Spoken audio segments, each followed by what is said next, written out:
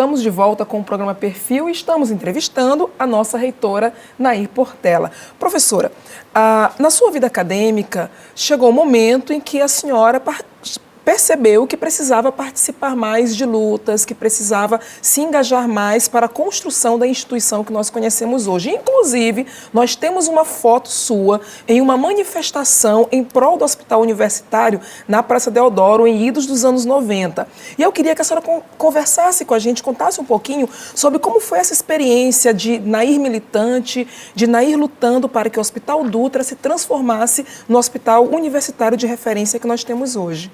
Na época, nós fazíamos as nossas práticas, os nossos estágios no Hospital Geral, Hospital Tarquínio Lopes Filho. E precisávamos, claro, de ter, apesar de a gente ter um espaço no campo de trabalho razoável, mas o importante era você ter um hospital da universidade. E nós partilhamos dessa luta junto com os colegas, né, o professor Natalino também, a professora Rosário, a professora Honorina, a professora Arlene e muitos meus colegas, né, tanto da área da medicina como da área da enfermagem, lutamos muito fortemente para que o hospital, a UFMA, tivesse o seu hospital universitário. Porque no campo do hospital universitário, a gente pensava naquela época que ia ter um espaço melhor para a formação do alunado. E, na verdade, a gente estava pensando coerentemente e corretamente. Então, essa luta que foi de muitos alunos e muitos profissionais, hoje a gente tem até profissionais já falecidos, mas até aparecem nas fotos, né, na luta pelo hospital universitário, ele fortaleceu muito essa relação do estudante, a relação com a gestão universitária e a importância disso e o valor desse movimento foi muito positivo, porque se conquistou de fato o hospital universitário. Então, poderia até ele ter acontecido normalmente, mas a gente acredita que a luta empreendida, na época, ela desencadeou sim o estado de exceção para a universidade do nosso hospital. Professora, a senhora entrou na UFMA como professora em 82, né? De 82 para cá, a senhora também é docente da instituição. Como que é a sua relação em sala de aula? Como que a senhora se define como professora? Eu conversei com alguns ex-alunos seus e eles sempre... Conversou, foi? Sim, e eles sempre pontuavam uma coisa interessante. A professora Nair, ela é muito rígida, mas ela também é muito justa. Explica como que é essa sua relação com a sala de aula, porque eu também sou professora e eu sei que sala de aula é um vício, é uma paixão, é uma coisa que transborda. Às vezes a gente não consegue sequer se desvencilhar quando a gente tenta, né? É verdade. Como docente, né, eu fiz meus concursos, você está correta, foi em 1982, nós fizemos o nosso concurso e aí estava em período de férias. E eu assumi com a expectativa de ter um período de férias para estudar mais um pouco, me aproximar do conteúdo programático, da disciplina que eu ia ministrar.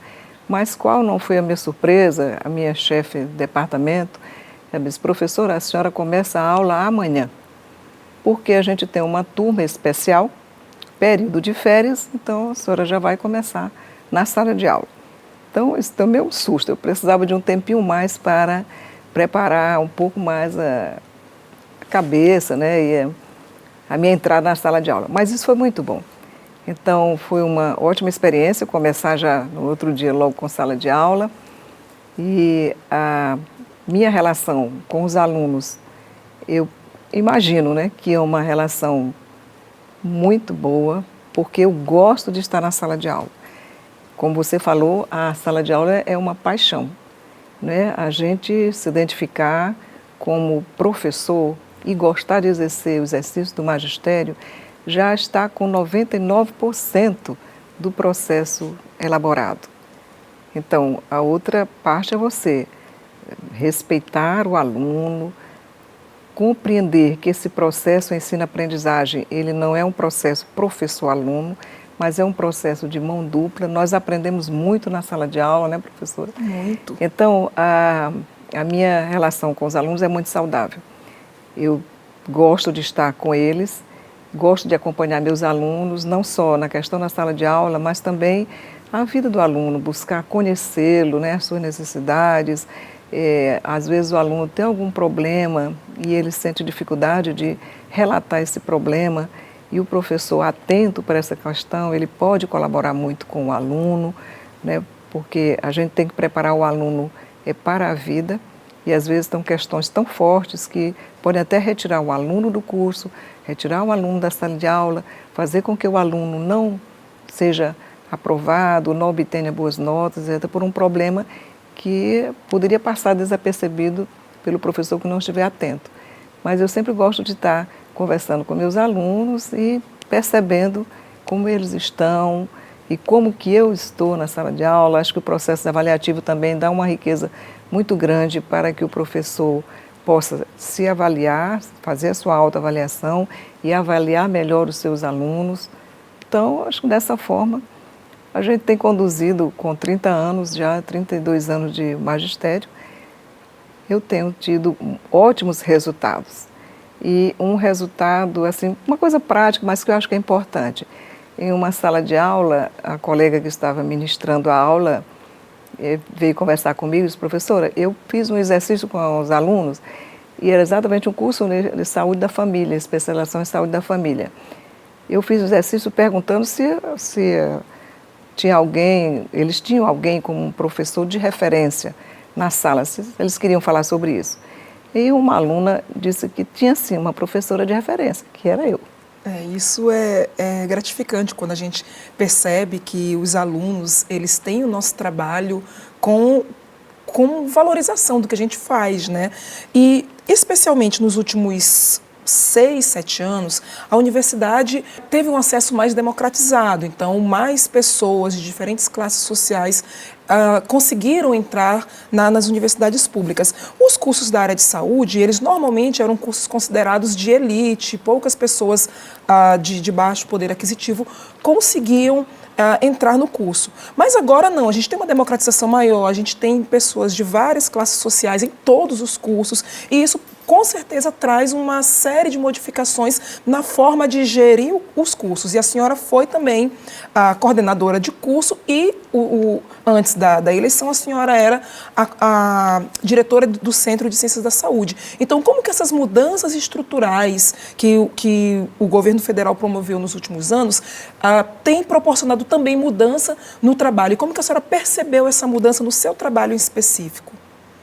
Com as novas políticas, né, de inclusão no ensino superior, a gente tem percebido sim essa diferença de alunos, a entrada de alunos, né, e a inclusão social de alunos de várias classes sociais. Então, não mais o curso elitizado, mas o curso já que dá oportunidade para aquele aluno que vem de uma escola pública, né, ele possa estar na sala de aula de igual condições do outro aluno que vem da rede privada, ou às vezes com condições melhores de estudar, até na sua própria residência, né?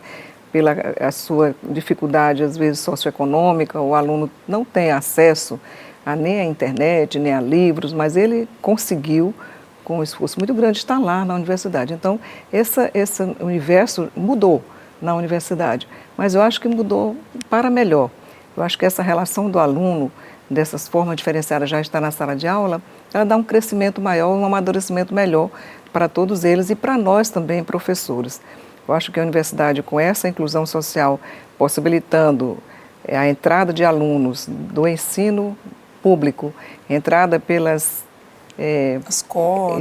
as cotas, né, que a gente sabe que essa é uma medida de urgência, que eu acredito que não deva permanecer, mas é um resgate muito importante para a exclusão da sociedade.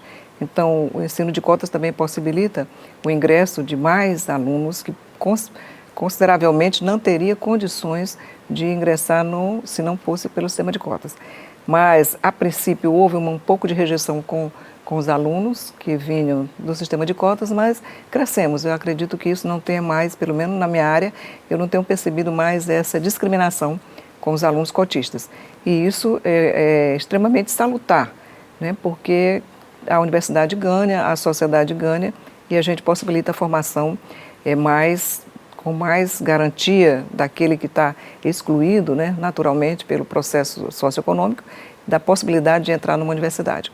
Então, isso também é uma experiência e há mudança sobre isso.